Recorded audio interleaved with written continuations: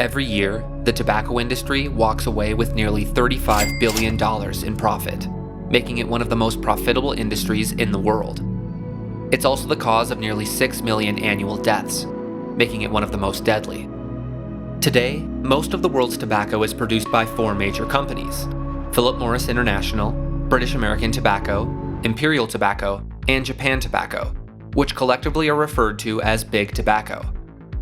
All of these companies have been around for at least 100 years, and their influence in the modern world is staggering. The industry spends between $20 and $30 million a year on lobbying in the US alone. Lobbying is incredibly important for these companies. It has come to light in the past 50 years just how risky the practice is for the consumer, as smoking is one of the leading causes of preventable death in the world.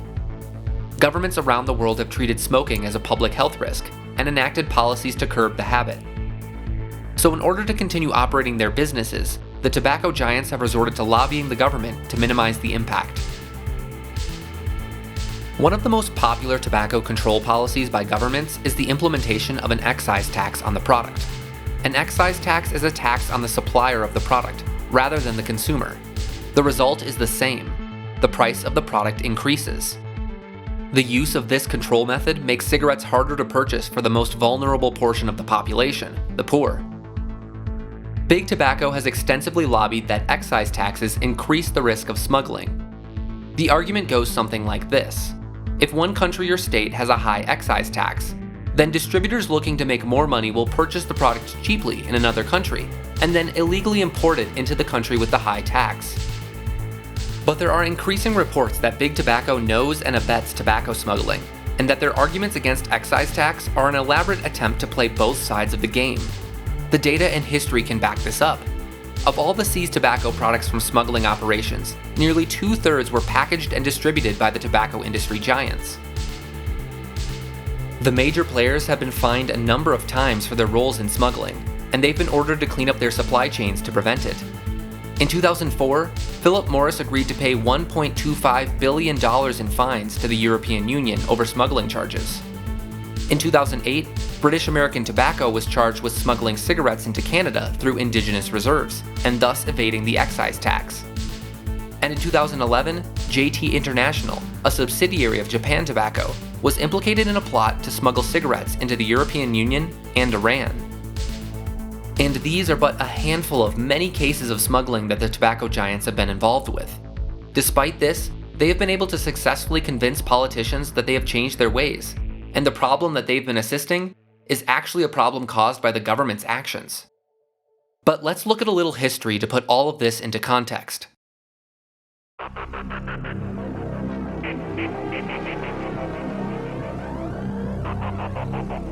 The governments of the world first started to get wise to Big Tobacco smuggling efforts in the late 90s. Both the European Union and the United States started investigating top companies' involvement and started to bring down some charges against them. Notably, in 1998, Rj Reynolds was fined $15 million for smuggling. Over the next few years, several other tobacco giants were charged with crimes related to smuggling, but up until this point, no international coalition was leading the effort. Individual countries were acting individually. All of that changed in May 2003, when the Framework Convention on Tobacco Control Treaty was negotiated under the guidance of the World Health Organization. For the first time, a group of countries were united under one common framework for how the world was going to combat both the demand and the supply of tobacco products. A significant portion of the policies that have become commonplace across nations is a result of this treaty. For example, how tobacco products are packaged, and the amount of advertising that tobacco companies can engage in. A significant topic of discussion was the illicit trade, and included in the treaty was the Illicit Trade Protocol, or ITP for short. Specifically, I want to read a section from the treaty which will be important. Each party shall adopt and implement effective legislative measures to ensure that all unit packages and packages of tobacco products are marked to assist parties in determining the origin.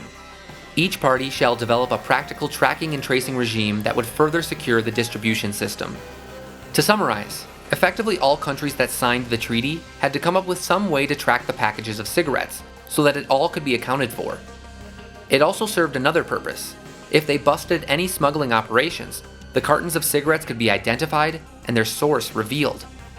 It was an ambitious goal, to be sure, and it opened up more questions, such as what would the tracking system look like? How could they ensure cooperation between all countries?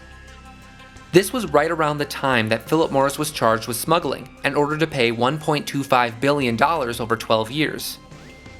Another condition of that agreement was that they would start to mark their products with trackable codes. The owners of these multi-billion-dollar companies are not stupid, and seeing the writing on the wall, they decided to be at the forefront of this effort to track their cigarettes. Philip Morris started developing a technological solution to the problem, and they called their solution Codentify. Philip Morris filed patents for the technology, which consists of printing 2 unique codes on each packet of their products, but they didn't detail how the security features of the technology work. Insiders, academics, and politicians have all criticized Codentify as being ineffective.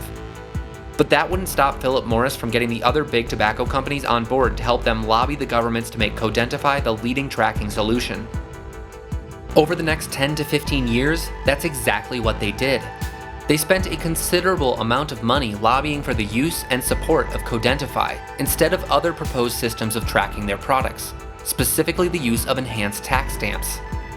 A tax stamp is basically a sticker that is purchased from the government that contains a unique code as well as some visual indicator that is hard to counterfeit, such as a hologram or fluorescent fibers.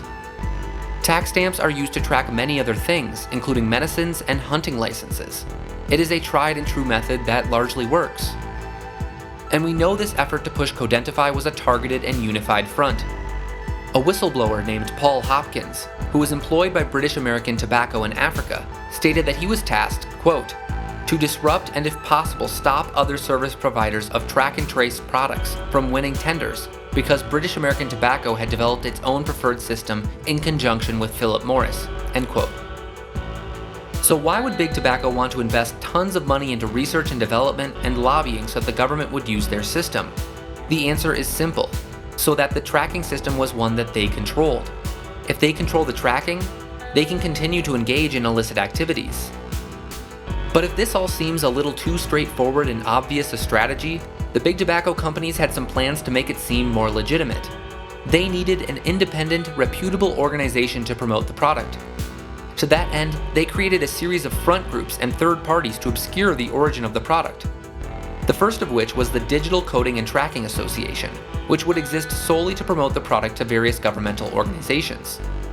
One of its key targets was Interpol, which reportedly accepted 15 million euros from Philip Morris in 2011, and then in 2012 announced a partnership with DCTA to legitimize Codentify. However, that same year, DCTA was outed as a front group, and they completely lost their legitimacy. But the Big Tobacco companies would stop at nothing to make their tracking system a success, and before dissolving, DCTA sold Codentify to a company called Inexto.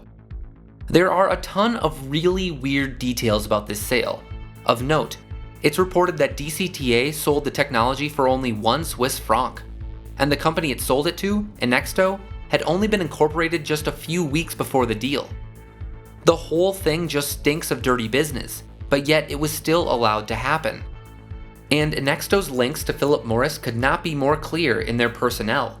Several of their top officials worked directly for Philip Morris for as long as 14 years. Despite these clear signals to the contrary, Philip Morris has publicly stated that Inexto is fully independent from the tobacco industry. That was 4 years ago, and since then, Codentify looks like it's going to be a key feature in the European Union's track and trace plan for the entire industry. Critics have argued that they are in no better place to combat tobacco smuggling than they were before this whole mess started. One regional coordinator from the UK's Trading Standards Office, Kate Pike, said that track and trace is completely useless. There is no benefit. As for the big tobacco companies, well, it doesn't look like they've cleaned up their act too much. Just earlier this year, it was reported that Philip Morris's representative in Burkina Faso, a man named Apollinaire Compaoré, is a known cigarette smuggler who has been accused of illegally importing cigarettes into neighboring countries Niger, Mali, and Libya. And if that doesn't seem too bad to you, and you aren't sure what the whole fuss is about, consider this. The billions of cigarettes that are smuggled through Burkina Faso have financed the conflict in the country that has killed hundreds of civilians every year. and the routes that he uses to smuggle the cigarettes through those countries have also been used by cocaine dealers and human traffickers.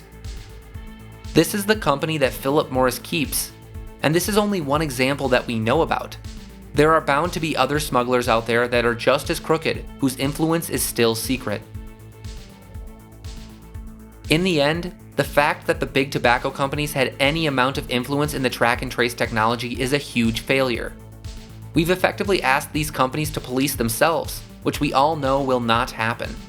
If we are serious about combating illegal cigarette smuggling, we have to get the major players out of the decision-making process. Their track record indicates that they cannot be trusted, and we need to start holding them accountable for their actions. Hey guys, thanks for sticking to the end. If you liked the video, please make sure to smash that like button and hit the subscribe button so you never miss a new video. Thanks and have a good one.